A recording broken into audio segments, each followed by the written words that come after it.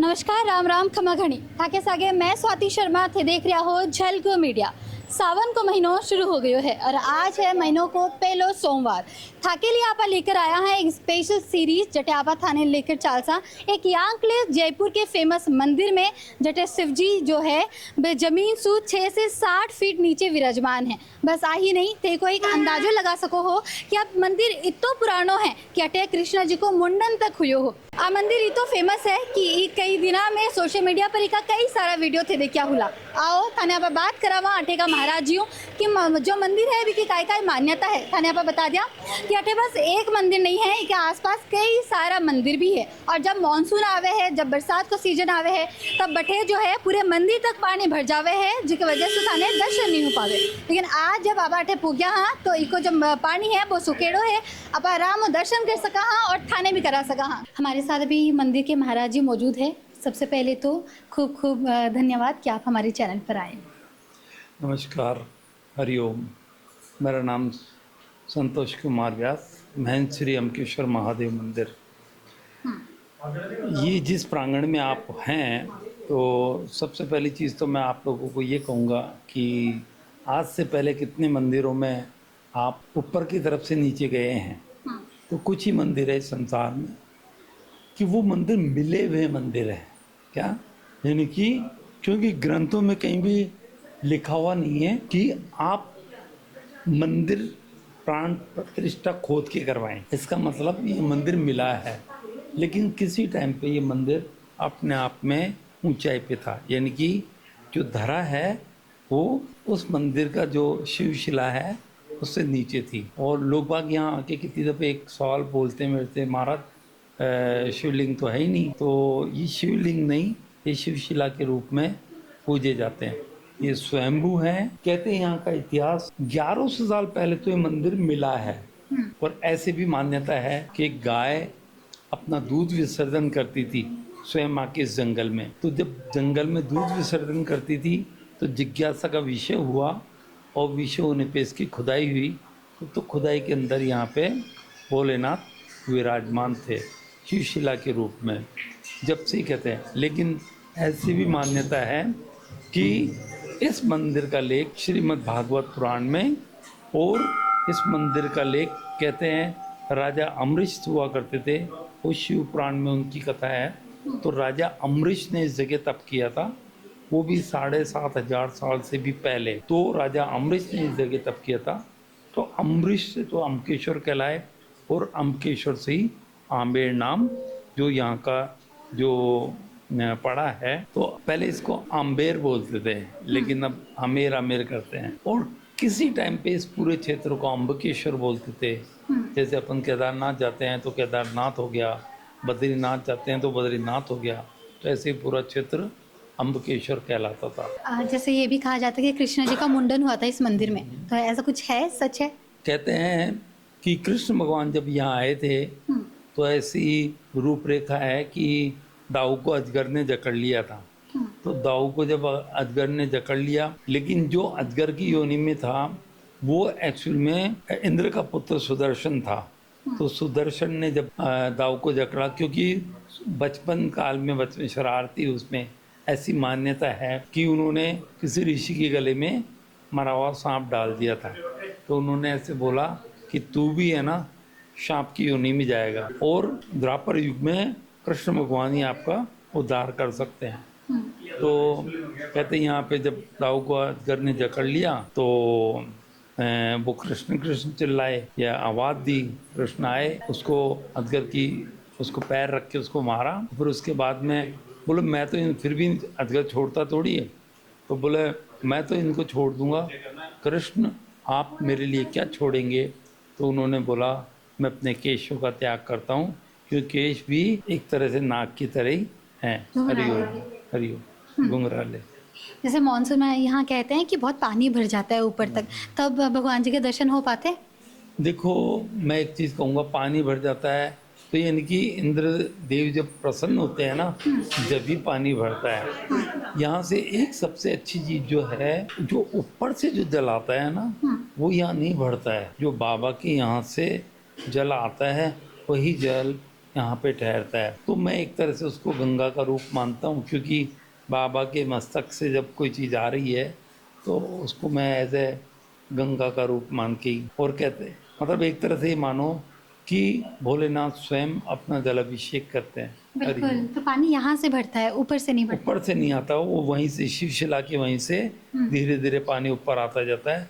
और ये जो पूरा मंदिर परिसर है, लास्ट ईयर तो बस 2 सीढ़ियाँ खाली रह गई थी, तो यानी कि कम से कम 10-15 फीट पानी इसके अंदर भर गया था। हरिओम। पहले भी लोग इस मंदिर के बारे में जानते थे, या अभी क्योंकि सोशल मीडिया पे काफ़ी फेमस हो रहा है तो उसकी वजह से भी लोग आ रहे हैं? देखो, अब ये कोई मोनामेंट तो है नहीं। अब लोग बाग जैसे आते हैं यहाँ, अरे पानी, अब पानी, पानी तो पानी है, पानी तो सब जगह है। अब ये नीचाई में तो पानी आएगा ही, लेकिन लोग बाग आके यहाँ पूछते हैं महाराज पानी नहीं है क्या? तो मुझे बड़ा अजीब सा लगता है। मैंने कहा आप बाबा के दर्शन करने आए हो, पानी देखने आए हो? बिल्कुल। तो फिर मैं उनको बोलता हूँ पास में कुंड है, उसमें चले जाओ, उसमें पानी है।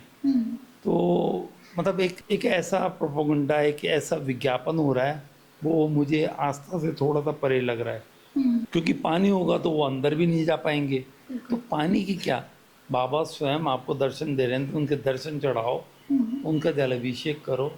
तो अभी मीडिया में जो पानी का जो थोड़ा सा वो चल रहा है, तो मुझे थोड़ा सा ऐसा लगता है कि इस बार जैसे पानी का दे दिया, लोग बाग आके पानी पूछ रहे हैं। यंग जनरेशन के लिए एक जिज्ञासा का विषय है कि वो आके पानी पूछ रहे हैं। तो मेरा ये है कि पानी नहीं, ये कोई मोनामेंट नहीं है, ये आस्था की जगह है, ये ध्यान की जगह है, ये साधना की जगह है। यहाँ साधना करें, न कि पानी और फोटोग्राफी करें। हरिओम। यहाँ अगर हम इमारतें वगैरह देखें तो ये देखने में थोड़ा साउथ इंडियन टाइप का लगता है, तो इसमें कुछ है क्या, इंस्पायर हुआ है साउथ इंडिया से? एक्चुअल में ये नागर शैली में बना हुआ मंदिर है। तो साउथ इंडिया में नागर शैली के मंदिर होते हैं। और अभी कुछ इंट्यूशन मिली है कि आदि शंकराचार्य भी यहाँ रुक के गए हुए हैं इस मंदिर में? हाँ। तो आदि शंकराचार्य की बहुत पुरानी कहानी हो गई। वो आए थे यहाँ पे, कोई बीमारी हुई थी तो उस चक्कर में वो हील करने आए थे, ऐसा डिस्क्रिप्शन मतलब कहीं मिला है। तो जहाँ कृष्ण भगवान पधारे हों या राजा अम्बरीश आए हों, तो वहाँ मुझे ऐसा लगता है बहुत बड़े बड़े ऋषि मुनि भी यहाँ पे पधारे। इसीलिए आप एक चीज़ नोट करोगे, जैसे इस गेट के अंदर जाते हैं एक अलग आभा है यहाँ की, एक अलग ऑरा है इस जगह का। तो मैं तो यही कहूँगा कि मीडिया के थ्रू आप यहाँ पधारें, यहाँ आके शांति से बैठे बाबा का जलाभिषेक करें, और जो अभी तक जो एनर्जी या ऑरा जो रखा है यहाँ पे या चारों तरफ फील होता है, उसको जस्ट एब्जॉर्व करें। हरिओम। महाराज जी, क्योंकि अभी सावन चल रहे हैं और आज पहला सोमवार है, तो हमें क्या एक ऐसी चीज़ करनी चाहिए जिससे हमारे लिए अच्छा हो, लोगों के लिए अच्छा हो? देखो, सावन का महीना है, सोमवार भी है, तो मैं तो ये अभी वैसे बताने की ज़रूरत नहीं है। इंद्र की प्रसन्नता, और सावन के महीने में आपको सब कुछ अच्छा लगता है, तो यानी कि आपका मन प्रसन्न रहता है। तो मेरी ये मान्यता है, जब आपका मन प्रसन्न रहता है, अगर उस समय आप थोड़ा बहुत भी आध्यात्म की तरफ अग्रसर होंगे, तो ये मान के चलना उसका मल्टीपल इफ़ेक्ट होगा आप पे स्वयं पे।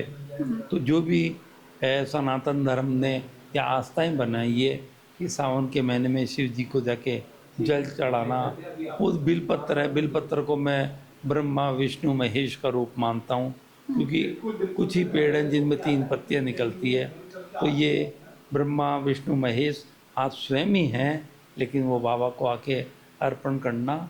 और मैं एक दफ़े और कहूँगा कि कुछ लोग हैं जो ट्रैकिंग करने आते हैं या घूमने फिरने आते हैं, और फिर बाबा के मतलब सभी स्वच्छ हैं, लेकिन एक स्वच्छ होके यानी कि नहा धो के और फिर अगर आएंगे तो मुझे अच्छा लगेगा।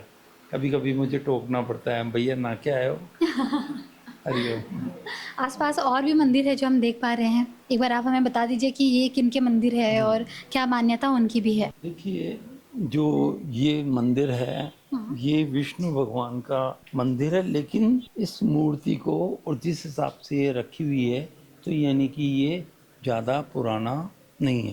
ये कंस्ट्रक्शन ज़रूर पुराना है, लेकिन मूर्ति जो भगवान की विराजमान है वो ज़्यादा पुरानी नहीं है, तो ये किसी ने रखी है। और ये भी विष्णु की है, और इधर भी विष्णु का अवतार है, वामन अवतार। तो ये भी पुरानी नहीं है। किसी समय इस जगह जो आपको ये दिख रहा है, तो इसके अंदर की साइड में कुछ भी नहीं है अभी वहाँ पे, लेकिन वहाँ पे ऐसा कुछ सिग्नल मिलता है कि वहाँ पे भी एक शिव जी का कोई ना कोई मंदिर था। अच्छा, पहले था शायद। तो और यहाँ देख रहे हैं, ये ऐसा कहते हैं कि जो नीचे नीचे है वो बुद्धा स्वरूप लगते हैं, लेकिन वो आदि शंकराचार्य हैं, ऐसा मतलब उन्होंने डिस्क्राइब किया है। और जो ये विष्णु के अवतार हैं, और ये ऊपर जो है इसको एक तरह से आप नाथ या ब्रह्मा विष्णु महेश का जो रूप दे सकते हैं। बाकी और रखी हुई मूर्तियाँ हैं, कुछ छोड़ जाते हैं कुछ लोग, तो ऐसी मूर्तियाँ हैं। बाकी यहाँ का जो त्रिशूल है ऊपर, वो बड़ा ही बहुत ही भव्यता को लेके इससे पता पड़ता है कि किसी टाइम पे इस मंदिर की क्या महिमा होती होगी। क्योंकि आप शिखर को देखोगे ना, तो शिखर से पता पड़ता है कि शिखर पे क्या है, कलश है, त्रिशूल है, और मतलब एक डमरू है, बड़ा वैभव है। आप कहीं भी जाओ तो देखना, शिखर के ऊपर अगर कुछ कुछ भारीपन लगे त्रिशूल में, तो इसका मतलब इस मंदिर का कोई ना कोई बहुत बड़ा जो होता है ना, किसी टाइम पे हो सकता है मंदिर इतना हो कि यहाँ पे लोगों की भीड़ ही लगी रहो। लेकिन ये बाबा, यहाँ मैं एक चीज़ को और कहूँगा, ये भगवान है ना ध्यान में, यहाँ ज़्यादा भीड़ नहीं होती। आज नॉर्मल सोमवार है, आप और मंदिर जो भी हैं, बाबा अपने रूप में और कहीं विराजे हुए हैं, अगर वहाँ देखोगे तो वहाँ भीड़ लगी हुई है, 2-2 घंटे, 3-3, लेकिन बाबा ध्यान में। और पता नहीं, मुझे ऐसा लगता है कभी कभी कि बाबा चाहते भी नहीं है कि ज़्यादा भीड़ हो यहाँ पे, वो बुलाते हैं जिनको चाहते हाँ। हैं। और इसीलिए शायद ये किसी टाइम पे हर साल है ना जल समाधि ले लेते थे, भाई मुझे शांति से यहाँ पे ध्यान में रहने दो। हरिओम। बहुत ही अच्छी बात कही है। इसके साथ मैं जो एक चीज़ देखती हूँ कि जहाँ भी शिव जी विराजमान होते हैं ना, साथ में वो विष्णु जी को लेके चलते हैं, और भी कई सारे भगवानों को साथ में लेके चलते हैं। एक्चुअल में क्या हुआ था, ऐसा कुछ कहते हैं कि किसी टाइम पे जब यहाँ का जो राज परिवार था, तो उनके पास में धन का क्राइस हो गई थी। तो वो शिव को मानने वाले थे, क्योंकि पहले के जो मंदिर है ना, यहाँ सारे शिव मंदिर है। फिर बाद में एकदम से यहाँ पे है ना सारे कल्याण जी, लक्ष्मी नारायण जी, तो विष्णु का आगमन हुआ। क्योंकि कहते हैं विष्णु धन धान्य के मैं तो बाबा को ही तीनों के रूप में, तीनों रूपों में मानता हूँ। बाकी जिसको जो जरूरत है वो उसके पीछे जाता ही है। हरिओम।